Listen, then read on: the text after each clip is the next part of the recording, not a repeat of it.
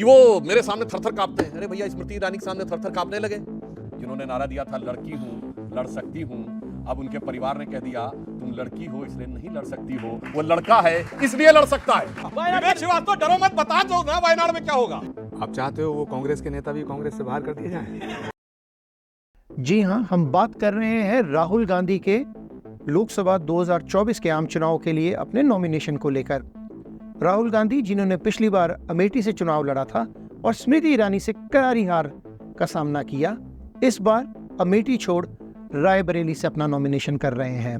तो दोस्तों, डिबेट बहुत ही इंटरेस्टिंग होने वाली है और आपसे अनुरोध है कि इसे शुरू से लेकर अंत तक जरूर देखें। कि अगर आप हमारे चैनल पे नए हैं और आपने हमारा चैनल अभी तक सब्सक्राइब नहीं किया है तो इसे सब्सक्राइब करना ना भूलें, ताकि हम आपके लिए ऐसे ही और मजेदार इंटरेस्टिंग डिबेट्स लेके आ सकें। तो आइए शुरू करते हैं। अब मैं बताता हूं, देखिए ये जो निर्णय हुआ अमेठी रायबरेली का, एकदम राहुल गांधी बोलते थे ना मोदी जी के लिए खराब शब्दों में कि वो मेरे सामने थर-थर कांपते हैं। अरे भैया, स्मृति ईरानी के सामने थर-थर कांपने लगे, उनसे लड़ने की हिम्मत ना कर पाए, स्मृति ईरानी से कहते मोदी जी से लड़ेंगे। मतलब गजब का तर्क देते थे वो। और मैं बताना चाहता हूं, एक और बात साफ हो गई। राहुल गांधी जी एक और बात बोलते थे, दूध का दूध पानी का पानी हो जाएगा। और अब जो कुछ कांग्रेस ने निर्णय लिया उसमें दूध का दूध पानी का पानी, मट्ठे का मट्ठा, रायता का रायता हो गया है। अब एकदम साफ क्या हो गया है, कांग्रेस के अंदरूनी दृश्य देखें, ये दो बड़े निर्णय हुए इतिहास में। पहली बार ऐसा हुआ है अमेठी रायबरेली से, दो बार ऐसा हुआ है कि गांधी परिवार के लोग चुनाव हारे हैं, मगर हारने के बाद किसी ने सीट नहीं छोड़ी है। ये पहला मौका है जब गांधी परिवार के किसी व्यक्ति ने हारने के बाद सीट छोड़ी। और दूसरी बात, गांधी परिवार का कोई भी व्यक्ति यदि राजनीति में आया है तो उसके बाद जो अगला चुनाव हुआ है उसने चुनाव जरूर लड़ा है। प्रियंका गांधी गांधी परिवार की पहली व्यक्ति है जो राजनीति में आई, मगर अगले चुनाव में वो चुनाव नहीं लड़ी। जिन्होंने नारा दिया था लड़की हूं, लड़ सकती हूं, अब उनके परिवार ने कह दिया तुम लड़की हो इसलिए नहीं लड़ सकती हो, वो लड़का है इसलिए लड़ सकता है। और राहुल गांधी जी ने भी एक तीर से दो शिकार किए। पहले तो अपनी बहन जी को लड़ने से रोकने में सफल हो गए, अपने लिए सेफ कॉन्स्टिट्यूएंसी लेके मम्मी की कॉन्स्टिट्यूएंसी में चले गए। हमारी बहन जी से डर गए, स्मृति ईरानी जी से। तो मैं सिर्फ एक बात कहना चाहता हूं, जो ये दावे कर रहे हैं ना कांग्रेस की सरकार बन रही है, बीजेपी की 180 सीटों से कम आएंगी, अगर इसमें रत्ती भर भी दम होता तो राहुल गांधी अमेठी छोड़ के नहीं जाते। पॉइंट आपकी बात करने और मैं एक बात और कह रहा जी। हूं, आज नामांकन के लिए सोनिया जी गई थी। ये रायबरेली वो जहां 2009 में सोनिया जी 5 लाख से अधिक वोटों से जीती थी। अगर इनको हिम्मत होती तो क्या था, सोनिया जी जाती, जैसे राज्यसभा में नॉमिनेशन किया उसका, जीत गए। अगर वो प्रभाव होता तो सोनिया जी रायबरेली में नामांकन करती और जीत जाती। और अगर समाजवादी पार्टी में अखिलेश भैया कन्नौज जैसी सीट अपने परिवार के भैया को जिता नहीं सकते, सपा वालों ने कहा कि जब तक अखिलेश जी आप खुद नहीं लड़ेंगे तब तक कन्नौज नहीं जीत पाएंगे। यानी आप कन्नौज की सीट जो अपने परिवार को नहीं जिता सकते, अमेठी की सीट खुद नहीं जीत सकते, वो कहते सारा भारत जीत लेंगे। ठीक है, मैं अब विवेक के पास आता हूं। विवेक, आपने बोला, देखिए लगातार आप 2-3 दिन से बोल रहे थे देखिए क्या होगा, ये बहुत बड़ी स्ट्रैटेजी है, लेकिन ये स्ट्रैटेजी तो कहीं नहीं दिखी। ये तो ऐसा दिखा कि मतलब कोई कुल्हाड़ी पे पैर मार दे जैसे अपन। नहीं, ऐसा नहीं है। अब मैं सबसे पहली शुरुआत तो करूंगा कि देखिए पूरा वक्तव्य गांधी गांधी गांधी और गांधी पे रहा। इतना प्रभाव है गांधी परिवार का आज भी कि मारे डर के हमारे प्रवक्ता जो भारतीय जनता पार्टी के हैं सिर्फ गांधी गांधी और गांधी पे बोले हैं। ब्रिजभूषण शरण सिंह पे भी बोल दीजिए, जिसके लड़के को दिया है आपने टिकट, और किस डर में दिया है? डरो नहीं, प्रधानमंत्री ने कहा है, लेकिन खुद डर रहे हैं। और किससे डर रहे हैं? ब्रिजभूषण शरण सिंह से। कौन है ब्रिजभूषण शरण सिंह? जिसकी वजह से इस देश की लड़कियों ने जंतर मंतर के ऊपर बैठ करके उत्पीड़न के आरोप लगाए थे। मारे डर के उसके लड़के को टिकट दिया है। रेवन्ना कौन है दक्षिण भारत का? ये वो आदमी है जो भागा हुआ है और प्रधानमंत्री खड़े होकर के फोटो खिंचवाते थे।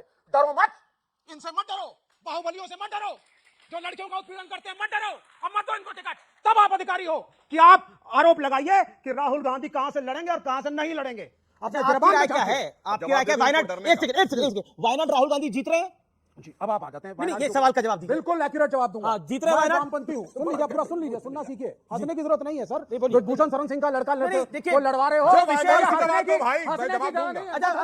शर्मिंदा हो, ये थोड़ा शर्मिंदा। देखिए अब आप वक्त जाया कर रहे हैं, अब वक्त जाया कर रहे हैं। जो पॉइंट है, क्या वायनाड से राहुल गांधी जीतेंगे, हाँ या ना? ये बताना चाहिए ना। बिल्कुल, गठबंधन में आपके हाँ या ना? अब आप सुन लीजिए, सीधी सी बात है। मैं एक वामपंथी हूं, एक कम्युनिस्ट हूं, कॉमरेड एनी राजा का समर्थक हूं जी। ठीक। और जब वहां पे चुनाव हुआ, कम्युनिस्टों ने कॉमरेड एनी राजा के लिए कैनवसिंग करी। अरे राहुल जीतेंगे, अरे नहीं सुन जीतेंगे? लीजिए ना सर, लेकिन 70 साल का जो इतिहास वामपंथियों का रहा है कांग्रेस के साथ, केरल में हम उनसे लड़ते जरूर रहे हैं, केंद्र में हमने उनको समर्थन देकर राहुल जीतेंगे कि नहीं सरकार जीतेंगे? बनाया है। वो रिजल्ट आएगा। रायबरेली जीत रहे हैं, मतलब वायनाड हार रहे हैं, रायबरेली जीत रहे हैं, रायबरेली जीतेंगे, वायनाड का रिजल्ट बताएगा। विवेक श्रीवास्तव डरो मत, बता दो ना वायनाड में क्या होगा। ये बता दिया, उन्होंने बता दिया। ये सवाल आचार्य जी, ही- आचार्य अब जी, एक गंभीर बात एक सेकंड, आचार्य जी के पास आता हूं मैं। आचार्य जी देखिए, सबसे पहले तो आपका जोरदार तालियों से एक बार फिर अभिनंदन है कि ऐसा आपके समर्थक कह रहे हैं, देश की पब्लिक कह रही है कि अब आप राइट जगह में आ गए हैं, राइट जगह पे आ गए हैं। लेकिन पॉइंट ये है मेरा, नहीं राइट, एक लाइन बोल दूं जी। महाभारत में एक ही आचार्य विदुर जो थे कौरवों के पक्ष में खड़े थे, उसके बाद भी कौरव हार गए थे। अब तो इकलौते धर्माचार्य भी इधर आ गए हैं, तो अब पराजय तय है। आचार्य जी ये कौन एडवाइस कर रहा है राहुल जी को? ये आपकी तो आज सुबह सुबह 2-3 नेताओं से कांग्रेस की बात हुई होगी, तो किसने एडवाइस करा ये इस तरह की रणनीति करो?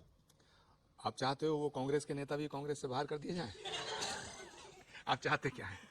मैं क्या चाहूंगा, कांग्रेस में ही काफी लोग बहुत कुछ चाह रहे हैं लग रहा है। देखिए, मुझे लगता है कि राहुल गांधी जी को अमेठी लड़ना चाहिए था, क्योंकि राहुल गांधी एक ऐसे नेता हैं जो कांग्रेस के सर्वमान्य नेता के रूप में उभरे हैं और पिछले 14-15 सालों से उनका एक छत्र राज कांग्रेस में है, उन्हीं के फैसले हैं। और जब सेनापति, जब राजा युद्ध से बाहर जाता है तो फिर सैनिकों का मनोबल टूट जाता है। तो राहुल गांधी अगर अमेठी से लड़ते तो ये मैसेज जाता है कि वाकई राहुल गांधी डरते नहीं हैं। लेकिन राहुल गांधी बिल्कुल सबसे ये कह रहे थे कि डरो मत। बल्कि कांग्रेस की वर्किंग कमेटी में जब उनका भाषण हुआ तो उन्होंने कांग्रेस के तमाम नेताओं से कहा कि डरो मत। जब उदयपुर चिंतन शिविर हुआ, मैं पॉलिटिकल अफेयर्स कमेटी का मेंबर था, मैं भी उस कमेटी में था, तो राहुल जी ने उसमें भी कहा कि डरो मत। उन्होंने पब्लिक मीटिंग में भी कहा कि डरो मत। उन्होंने मीडिया के लोगों को कहा कि डरो मत। लेकिन यहाँ कह रहे हैं अमेठी से लड़ो मत।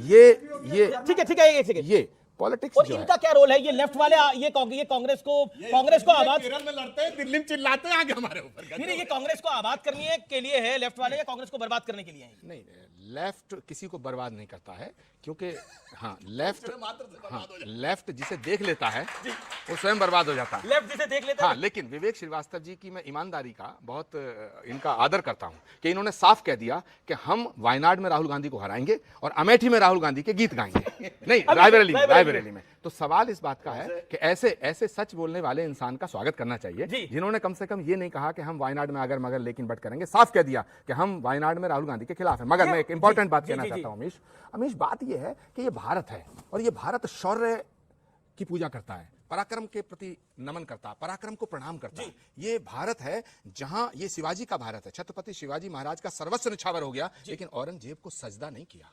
ये महाराणा प्रताप का भारत है, ये महाराणा प्रताप की भूमि है, ये महाराणा प्रताप की भूमि है जहां उन्होंने घास की रोटी खाना स्वीकार किया, लेकिन अकबर के आगे सर झुकाना स्वीकार नहीं किया। तो ये जो भारत है, ये जो भारत की जनता है, ये योद्धा को चुनती है। और आज राहुल गांधी जी ने जो फैसला लिया है उससे ये मैसेज गया है कि राहुल गांधी अब योद्धा नहीं रहे, योद्धा नहीं रहे। ठीक है, राजकोट में मैं आ रहा हूं, मैं राजकोट भाटी। तो इन्होंने एक वर्ड यूज किया था जी, गुस्से में आके वामपंथियों के लिए कि जब से वामपंथी वेताल आकर कांग्रेस के सर पे बैठ गए तब से कांग्रेस नीचे जाती चली जाए।